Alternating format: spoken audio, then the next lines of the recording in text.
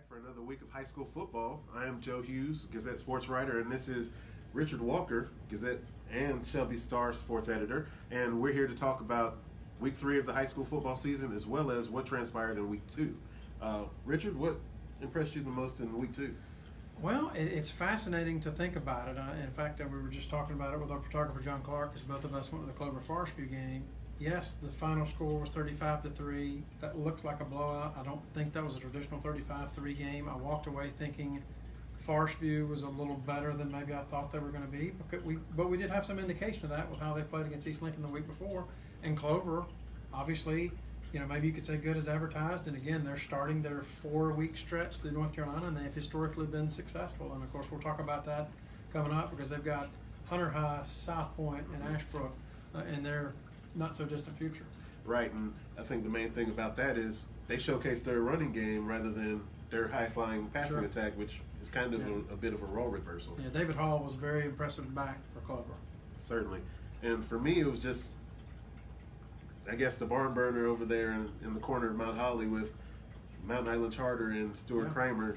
Basically came down to the final minute and final seconds, in fact. Mountain Island Charter had the ball at the 6-yard line and was not able to punch it in. Stuart Kramer was able to escape with a victory. So they're 2-0 and look to go 3-0 this week. And obviously you were at that game and found more news, and Wisconsin commit Marcus Graham out for the year.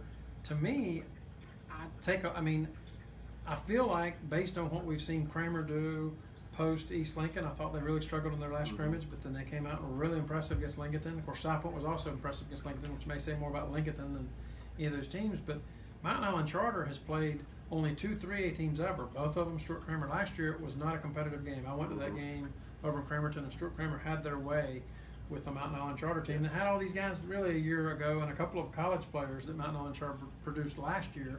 So for this year, for Mountain Island Charter to be that competitive without their Wisconsin commitment, granted, I don't know that he's going to play quarterback in college, but obviously any Division I athlete helps you at a 1A football level. It speaks highly of Mountain Island Charter, and it says a lot about Stuart Kramer because that was clearly a game that could have gone either way, and they found a way to win. And really, at this time of year, based on the way the power system will rank you for the playoffs moving forward, you just got to get wins and move on down the road and hope that's good enough to get you a favorable playoff seeding come mid-November. Right, and Mountain Island Charter had the ball inside the 10-yard line on 2 occasions, fumbled both, and lost both.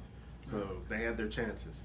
Top performances. There were plenty again this week, and who really impressed you in that regard? It was fascinating. David Hall for Clover jumped off the page for me, and their defense was really good and really frustrated a Forest View offense that I think is going to be pretty good.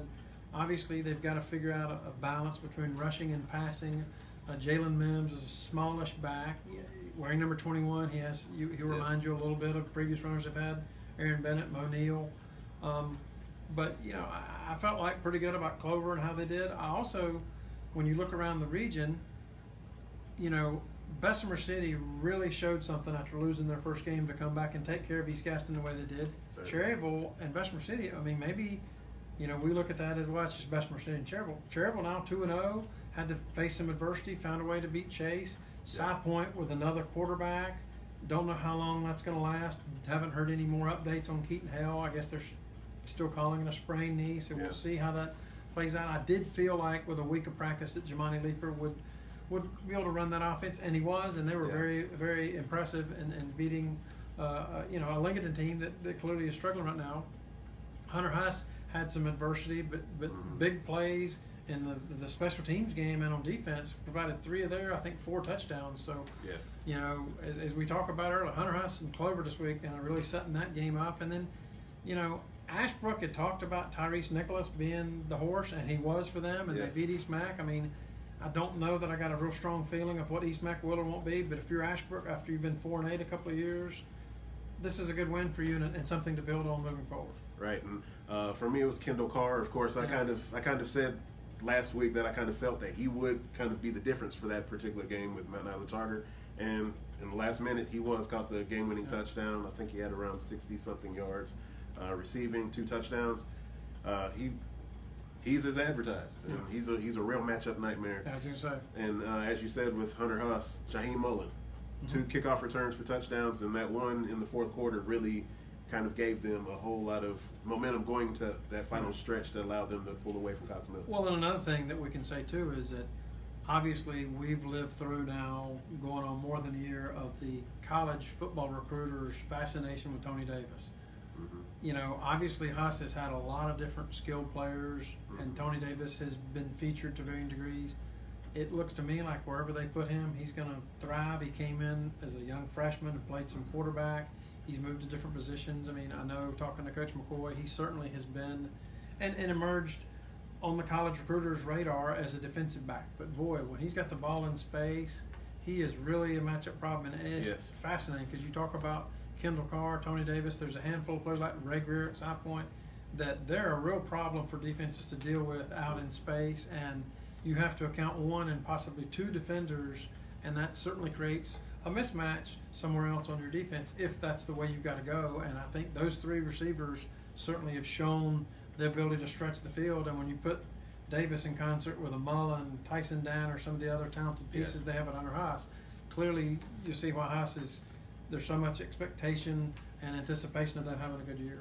Yeah, that touchdown pass, how long was it? It was about 80 or 90 yards. It seemed like the whole time he was just coasting. Just running away from the defense, and they had no chance to even catch up with him. So he should continue to be a force in that offense, and of course he's part of a pretty locked down defense for us as well. Absolutely. Of course, we continue to ask you to vote for our Players of the Week for Week 2 online at GastonGazette.com. You have until tomorrow morning to do so, and with the winner being announced sometime tomorrow afternoon. And publication in Thursday's paper. There you go.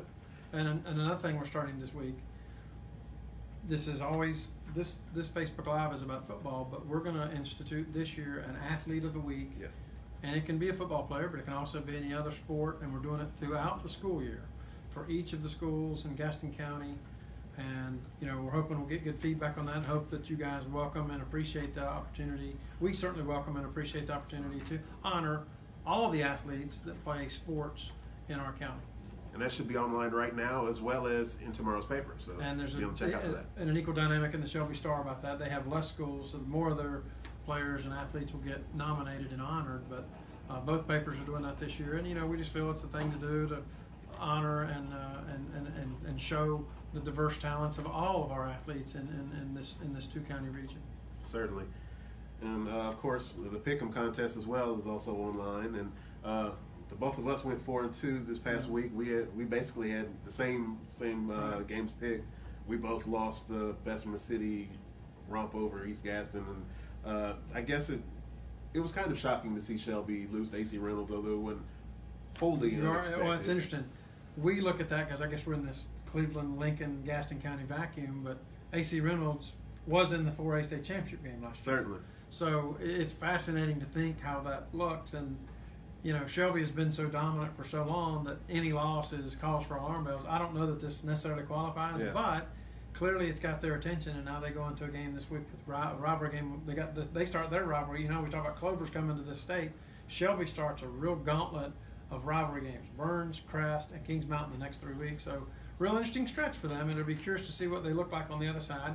And I'll be honest with you, they're going to find out a lot about themselves, but in a playoff vacuum, I don't know how much it's going to matter because I'm quite certain they're going to qualify in the 2A or 2AA bracket, and it's still going to come down to that last game of the year against South Point. Certainly, yeah, it's because from what we've seen, East Rutherford possibly can be competitive with South Point and Shelby, but you know, there's nothing that we've seen out of Chase and RS Central to lead us to believe that, and East Gaston to lead us to believe that that's going to have anything but that last game that we've been. As soon as that league was announced, that target game was expected whenever Shelby and South Point met on the field. Right. Now, I guess the coffee's done, so that had a little bit of a beeping noise just now. But we had 2 people go undefeated in our Pick'em contest last week.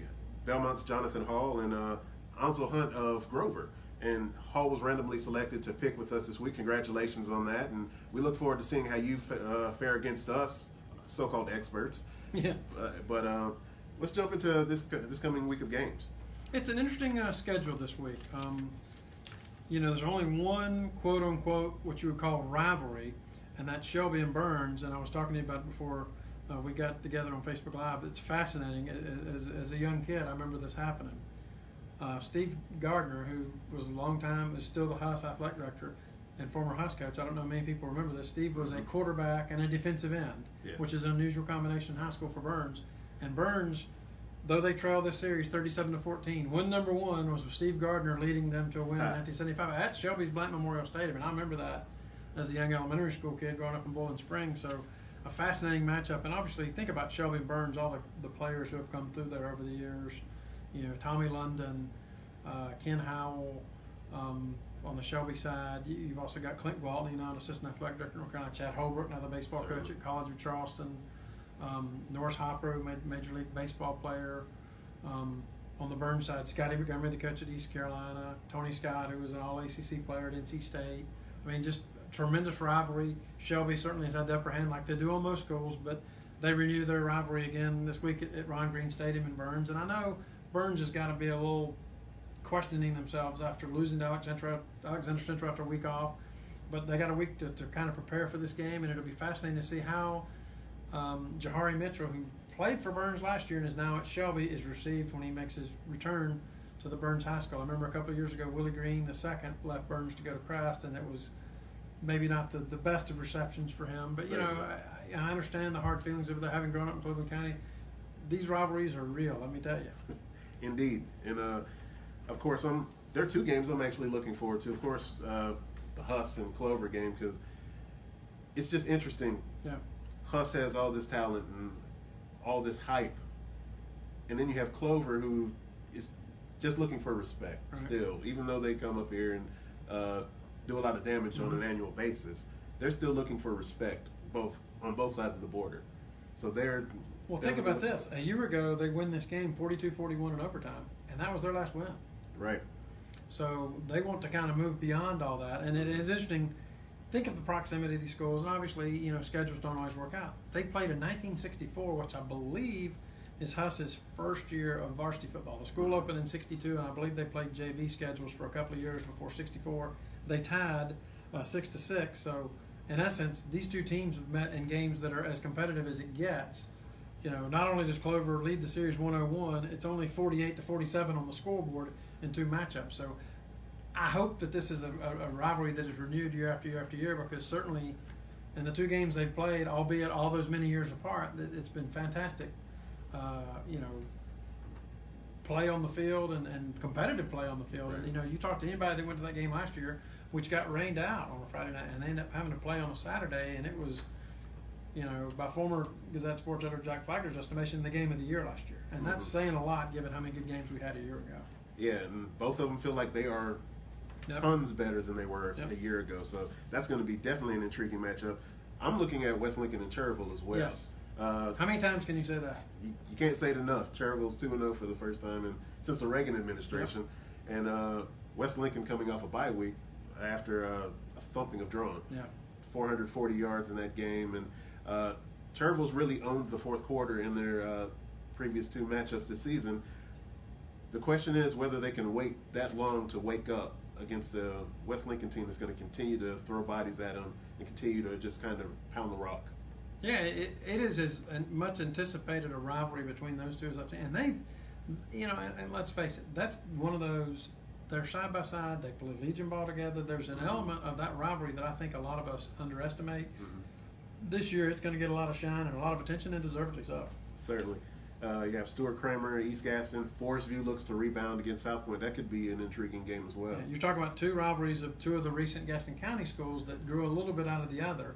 Forest View, it's fascinating. As good as their football program has been, they've only won twice against South Point, but both times they won regular season conference games and won a conference title because of it. In fact, the 2014 game was when Mo Neal, now junior at Syracuse, scored in overtime to lead them to a win that led to them winning the Big South Conference that year. So, you know, Forest View has picked their spots to win these games. I would think South Point should take care of business in this one, but it'll be, you know, always a rivalry between them. And then, you know, Stuart Kramer grew largely out of East Gaston's district. I mean, basically the Mount Holly zone that was, you know, to go back in time, Mount Holly and Stanley were paired up to become East Gaston years ago. Obviously, growth patterns and things like that. Some of the Mount Holly district was sent to South Point.